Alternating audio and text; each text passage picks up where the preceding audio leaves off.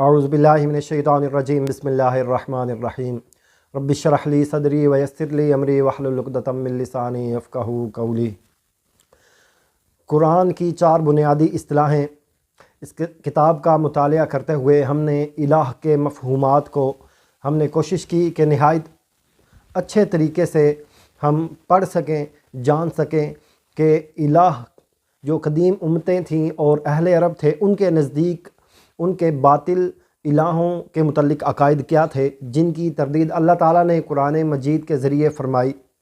پھر قرآن اللہ کی الوہیت کے بارے میں کس طرح استدلال پیش کرتا ہے، اس کے بارے میں بھی ہم نے پڑھا۔ نیز اللہ تعالیٰ کے الہ ہونے میں، اللہ تعالیٰ کی الوہیت میں بادشاہی اور حکمرانی کا مفہوم بھی شامل ہے۔ اس بات پہ بھی ہم نے، اس موضوع پہ بھی تفصیل سے بات کی۔ آج انشاءاللہ اس سے جو اگلی اصطلاح ہے رب، اس کے بارے میں ہم پڑھیں گے اور یہ جاننے کی کوشش کریں گے کہ اہل عرب رب کا لفظ اپنے جو روزمرہ کے معاملات ہیں ان میں کن کن مفہومات میں رب کا لفظ استعمال کرتا ہے، اور قرآن اس کے بارے میں کیا استدلال پیش کرتا ہے۔ تو رب اس لفظ کا مادہ را با ہے، اور اس کا ابتدائی و اساسی مفہوم ہے وہ ہے پرورش کرنا، اور پھر اسی سے اس کے مفہومات میں اضافہ ہوتا ہے۔ اسی نسبت سے پرورش کرنے سے ہی اس میں تصرف، خبرگیری، اصلاح حال اور اتمام و تکمیل کا مفہوم بھی پیدا ہوتا ہے۔ پھر اسی بنیاد پر اس میں مالکیت، فوقیت، سیادت اور آقائی کے مفہومات بھی پیدا ہوتے ہیں، کیونکہ جب کوئی کسی کی پرورش کرتا ہے تو ایک طرح سے وہ اس کا خبرگیر ہوتا ہے، اس کے حال کی اصلاح کرنے والا ہوتا ہے، اور اس کو اس زیر پرورش بچے یا بچی پر اسے کسی نہ کسی طرح کا اختیار بھی حاصل ہوتا ہے۔ اسی بنیاد پر اس میں آقائی، فوقیت اور مالکیت کے مفہوم بھی پیدا ہوتے ہیں۔ تو لغت میں یہ لفظ کس طرح استعمال کیا جاتا ہے، اس کی چند مثالیں دیکھتے ہیں۔ تو رب کا لفظ، اس کا جو اساسی مفہوم ہے وہ ہے پرورش کرنا، نشو و نما دینا، بڑھانا۔ عرب اپنے زبان میں اس بچے اور اس لڑکی کو بھی، اس لڑکے اور اس لڑکی کو بالترتیب ربیب اور ربیبہ کہتے تھے، جو کہ زیر پرورش ہوتے تھے۔ اسی طرح پالنے والی دائی کو بھی ربیبہ کہا جاتا تھا۔ پھر اس لڑکے کو بھی ربیب کہا جاتا تھا جو کہ سوتیلے باپ کے گھر پرورش پائے۔ اس کے علاوہ سوتیلی ماں کو عرب اپنی زبان میں رابہ، اور اسی طرح سوتیلے باپ کے لیے راب کا لفظ استعمال کیا جاتا تھا۔ ربا یا رب ربن کے معنی ہیں اضافہ کرنے اور بڑھانے کے، تکمیل تک پہنچانے کے۔ جیسے کہ جب کوئی یہ کہتا ہے کہ رب نعمتا، تو اس کا مطلب ہوتا ہے کہ اس نے احسان کی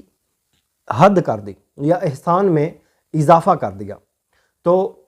قرآن مجید میں سورہ یوسف میں جب عزیز مصر کی بیوی نے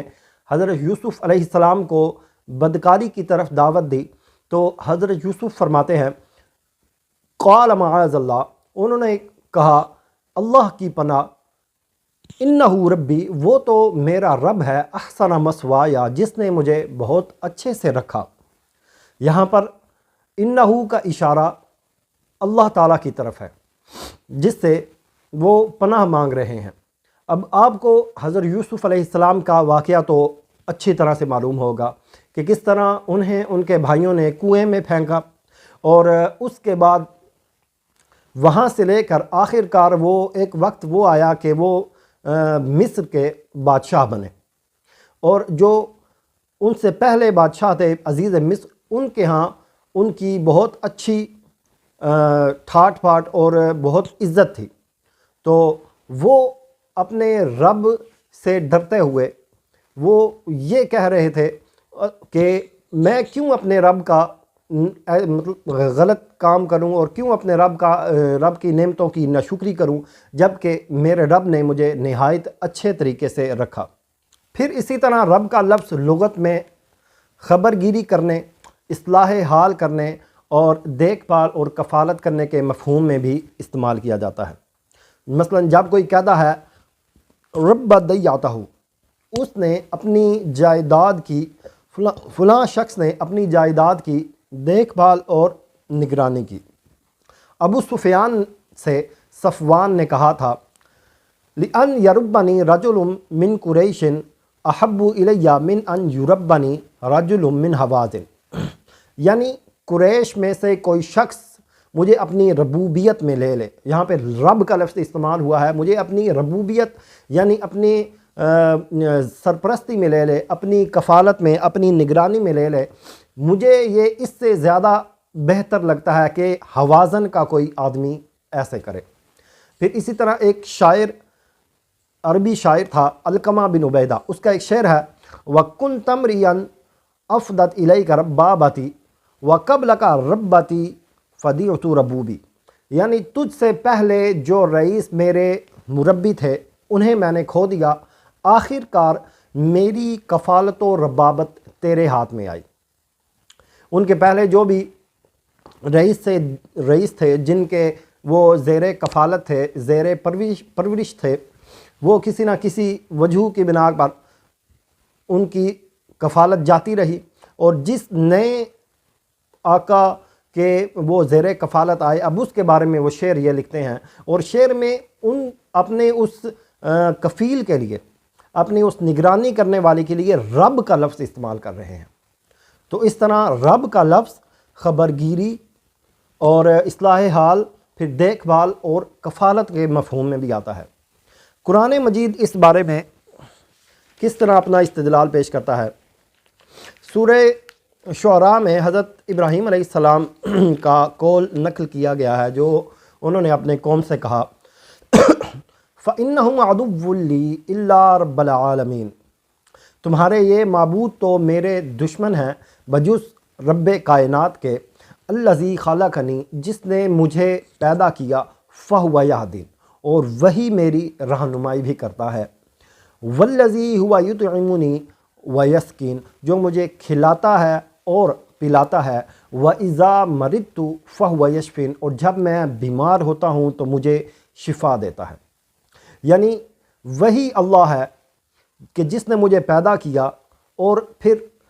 میری خبر گیری کی، مجھے ہدایت دی، سیدھے رستے کی طرف مجھے لایا، اور مجھے کھلانے اور پلانے والا بھی اللہ ہے، اور میں جب بیمار ہوتا ہوں تو مجھے شفا بھی وہی دیتا ہے، تو میں تمہارے ان باطل معبودوں سے آخر کیوں کر ڈروں۔ پھر اسی طرح سورہ علی نام میں ارشاد ہوتا ہے قُلْ أَغَيْرَ اللَّهِ أَبْغِي رَبًّا وَهُوَ رَبُّ كُلِّ شَيْءٍ، کہو کیا میں اللہ کے سوا کوئی اور رب تلاش کروں، حالانکہ ہر چیز کا رب وہی ہے۔ نبی علیہ السلام کفار مکہ سے، مشرکین مکہ سے یہ کہہ رہے ہیں کہ کیا میں اب اللہ تعالیٰ کو چھوڑ کر کوئی اور رب تلاش کروں، اور یہاں پہ رب کسی ایک معنی میں نہیں آیا، بلکہ پرورش کرنے کے معنی میں آیا، خبر گیری کرنے کے معنی میں آیا، اصلاح حال کرنے کے معنی میں آیا، ہدایت دینے کے معنی میں آیا، اور کفالت و نگرانی، تمام جو جملہ مفہومات رب کے لفظ میں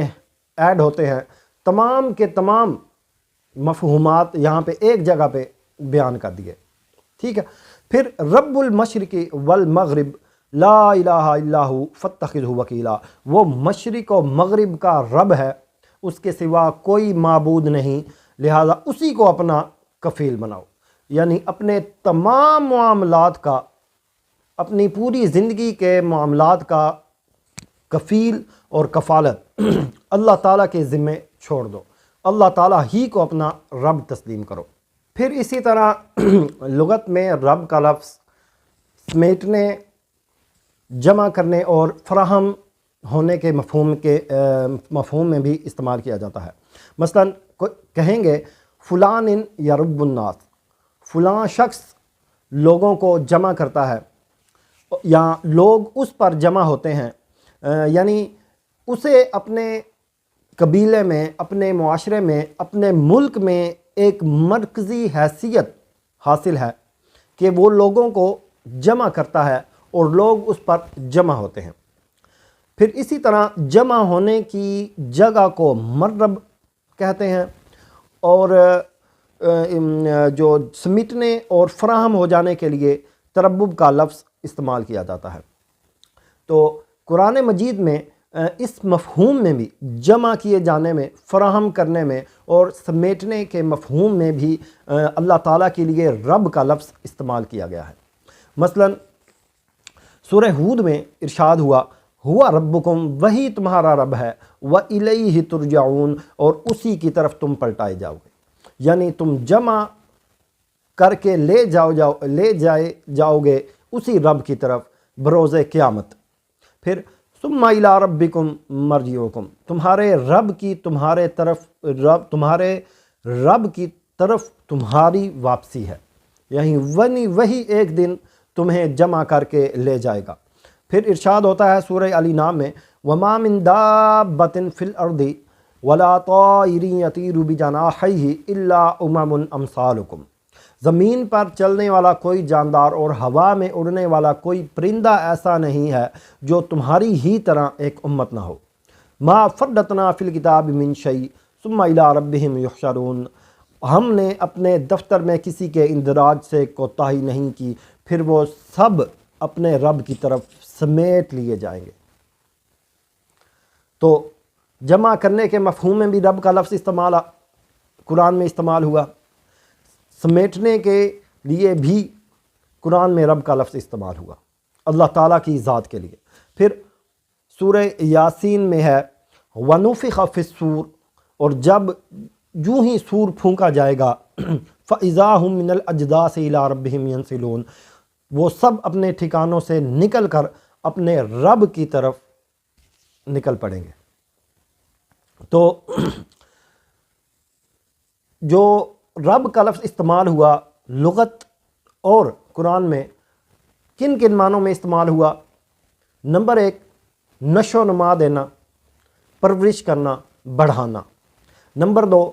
خبر گیری کرنے کے معنی میں استعمال ہوا، اصلاح حال،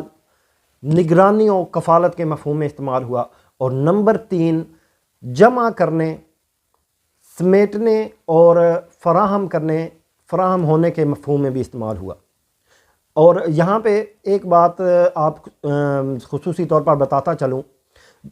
جو شخص لوگوں کو جمع کرتا ہے اس کے لیے رب کا لفظ استعمال ہوا۔ آج ہمیں جو جمع کر کے لے جاتے ہیں، بعد میں وہ پتہ نہیں کہاں جاتے ہیں، اور جو جاتے ہیں وہ جان سے جاتے ہیں۔